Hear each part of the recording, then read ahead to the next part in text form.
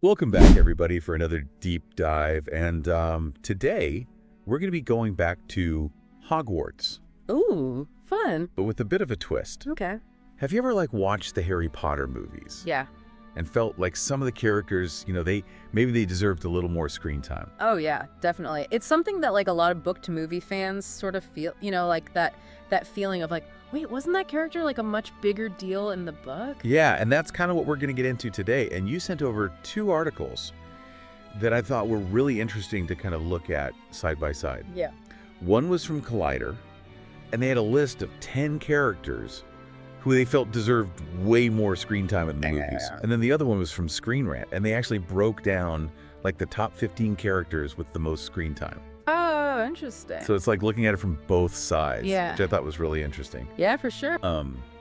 So yeah, to kick things off, I thought it was fascinating that Screen Rant pointed out that Harry Potter himself has over 539 minutes of screen time across all 8 films. Wow. That's more than double any other character. Oh, wow. Yeah, he's the main character. That makes sense. Yeah, I mean, he is the chosen one. Right. It makes sense that he would have the most, but it's still kind of crazy to think about how much time he actually has. Yeah. And I think Collider makes a really good point in their article that, a character's importance isn't always reflected in how many minutes they're actually on screen. Totally. And that's where I think it gets really interesting is because sometimes a character's absence or their limited presence can actually really affect how we understand the whole story. For sure. And how we connect to them. Totally. Yeah. So let's dive into some of these quote unquote shortchanged characters Okay, let's do it. that the Collider article mentions. Yeah. Right off the bat, they talk about Percy Weasley. And, in the books, his whole storyline about siding with the Ministry when Voldemort comes back is a pretty big deal. Oh, yeah, totally. It causes a massive rift in the Weasley family. Yeah, and all that is just kind of completely missing from the movies, Right. which is a shame because it brings up some really interesting questions about, family and loyalty and even the politics of the wizarding world. For sure. Did you ever feel like you were missing something with him in the films? Yeah. Why is this guy being so distant? Yeah, totally. It definitely leaves a gap in his character development because in the books you actually get to see that internal struggle that he's going through. Yeah. And his ambition kind of blinds him to the truth about Voldemort. But without those scenes, his motivations in the movies are just kind of unclear. Yeah, it's almost like they just expected the audience to fill in the blanks. Right, and unfortunately that can lead to, I think, a much more superficial understanding of what's actually happening in the story. Yeah, totally. And I think Percy's a perfect example of how cutting a seemingly minor character's story can really actually have a big impact on the bigger picture. Yeah, for sure. Another character that they highlight is Sybil Trelawney, Oh, yeah. the divination Yeah. professor. And I mean, we definitely see her quirky personality in the movies, Right. but her role is actually surprisingly minimal Yeah. when you consider that she's the one who delivers the prophecy that Yeah. sets the entire series in motion. Yeah, it's literally the catalyst for everything. Voldemort's obsession with Harry, the whole conflict that unfolds, it all stems from that prophecy, and she's just kind of there sometimes. Yeah, talk about an unsung hero. Right. And speaking of unsung heroes, we can't forget Tonks and Lupin. Oh my god, yes. Their love story in the books is so beautifully developed, and their deaths are absolutely heartbreaking. Ugh, so sad. But in the movies, their relationship feels so rushed, Yeah. it's almost an afterthought. Right, you don't really get to see the depth of their connection or the challenges that they face as a couple. Yeah, and because of that, their deaths in the Battle of Hogwarts, Yeah. while they're still sad, Yeah. they don't hit with the same emotional weight. Totally, because we haven't had the time to fully invest in their story, so we don't really understand the magnitude of that loss. Right. It's kind of a missed opportunity to explore themes of love and sacrifice and just the complexities of war in general, it's just kind of brushed over. Yeah. Yeah, it really makes you think about how these seemingly minor characters, they actually contribute so much to the story. Totally. And it's not even just about adding minutes to their screen time. It's more about how are those minutes used to reveal their character and their motivations and their complexities, Right. all that good stuff. For sure, and the Collider article brings up another good example with James Potter. In the movies, we mostly see his bullying side, especially towards Snape. But there's a whole other side to him that's largely absent from the films. Yeah, his bravery as a member of the Order of the Phoenix and like his love for Lily and Harry. Exactly. And because of that, it kind of creates this like skewed perception of him. Right. Like, yeah, he was flawed. He was even cruel at times. Yeah. But he also made the ultimate sacrifice for his family. And the films just don't really capture that duality. Yeah, it almost feels like they had to make him less sympathetic to make Snape more sympathetic. That's a really good point. You know what I mean? And it speaks to like the challenges of adapting a complex story with a large cast of characters. Sometimes sacrifices have to be made to streamline the narrative. For sure. And speaking of characters who might have been sacrificed, we can't forget Fred and George. Oh my gosh. Yes. Like, they're hilarious in the movies, but so much of their story is just left untold.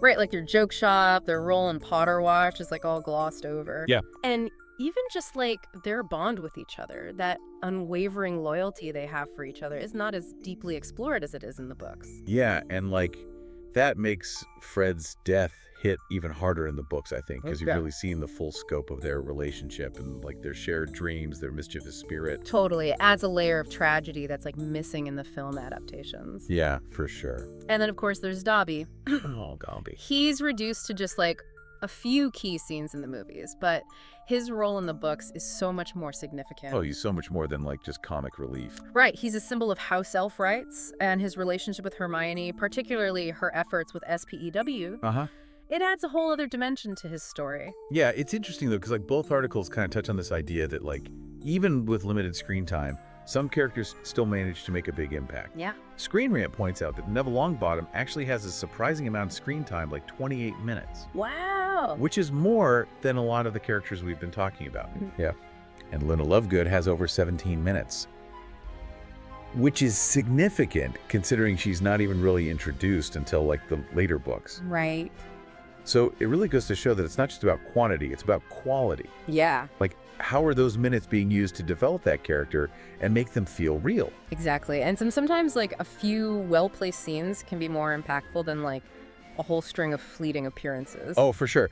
Okay, so we've talked about the characters that like maybe got the short end of the stick. Right.